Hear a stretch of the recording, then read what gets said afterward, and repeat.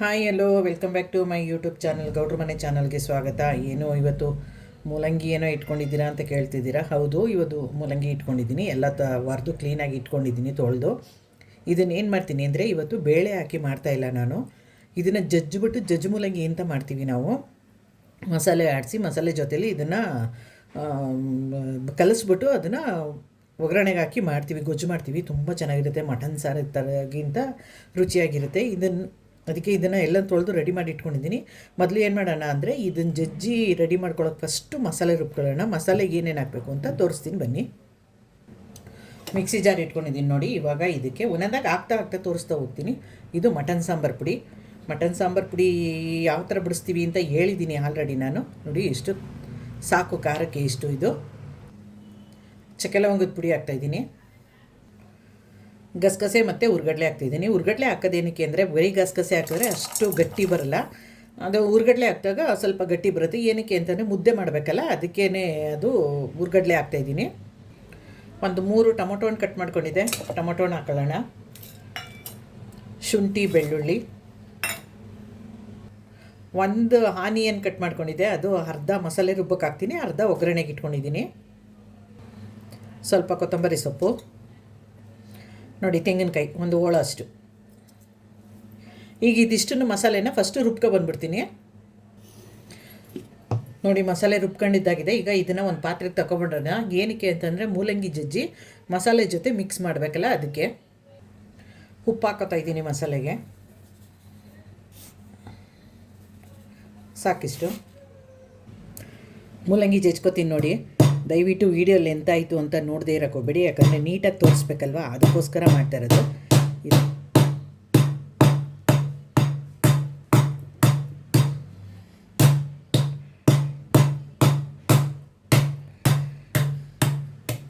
ನೋಡಿ, ಇದೇ ಥರ ಚೆಚ್ಕೋಬೇಕು ಇದನ್ನು, ಮೂಲಂಗಿನ ನೋಡಿ. ಇದು ಒಂದು ಮೂಲಂಗಿ ಚೆಚ್ಕೊಂಡಿದ್ದೀನಿ. ಇದೇ ಥರ ಇನ್ನು 3 ಮೂಲಂಗಿ ಇದೆಯಲ್ಲ, ಇದನ್ನೆಲ್ಲ ಚೆಚ್ಕೊಂಡ್ಬಿಡ್ತೀನಿ ನಾನು ನೋಡಿ. ಮೂಲಂಗಿ ಎಲ್ಲ ನಾನು ಆಲ್ರೆಡಿ ಜಜ್ಕೊಂಡು ಆಗಿದೆ. ಮಸಾಲೆ ಜೊತೆ ಮಿಕ್ಸ್ ಮಾಡ್ಕೊಂಬಿಡೋಣ. ಇದನ್ನು ಮಸಾಲೆ ಜೊತೆ ಎಲ್ಲ ಮಿಕ್ಸ್ ಆಗಿದೆ. ಈಗ ಗೊಜ್ಜು ಮಾಡೋಕ್ಕೆ ರೆಡಿ ಮಾಡೋಣ ಬನ್ನಿ. ಆಲ್ರೆಡಿ ಸ್ಟವ್ ಹಚ್ಚಿ ಆಯಿಲ್ ಇಟ್ಟು, ಆಯಿಲ್ ಬಿಸಿಯಾಗಿದೆ ನೋಡಿ. ಈಗ ಸ್ವಲ್ಪ ಸಾಸಿವೆ ಹಾಕೊಳ್ಳೋಣ, ಸ್ವಲ್ಪ ಕರಿಬೇವು, ಕಟ್ ಮಾಡಿರೋ ಅರ್ಧ ಆನಿಯನ್. ಇದು ಸ್ವಲ್ಪ ಫ್ರೈ ಮಾಡ್ಕೊಳ್ಳೋಣ.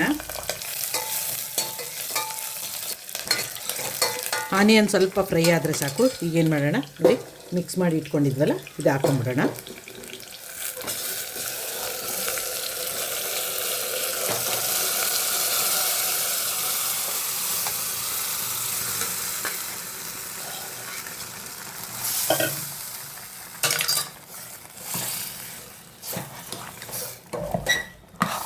ಉಪ್ಪು ಎಲ್ಲ ಹಾಕಿ ರೆಡಿ ಮಾಡಿದ್ದೀವಲ್ವ, ಸ್ವಲ್ಪ ಹೊತ್ತು ಮಸಾಲೆ ಬೇಯಲಿ. ಆಮೇಲೆ ನೀರು ಎಷ್ಟು ಬೇಕಷ್ಟು ಹಾಕ್ಕೊಂಡು ಕುಕ್ಕರ್ ಮುಚ್ಚಿಬಿಡೋಣ. ಸ್ವಲ್ಪ ಹೊತ್ತು ಬೇಯಲಿ ಅದು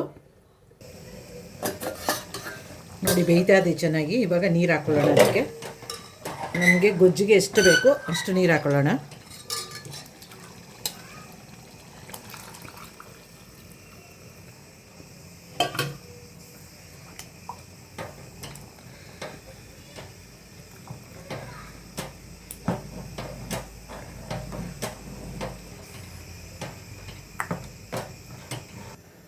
ಕೊತ್ತಂಬರಿ ಸೊಪ್ಪು ಇವಾಗಲೇ ಹಾಕ್ಬಿಡ್ತೀನಿ ನಾನು.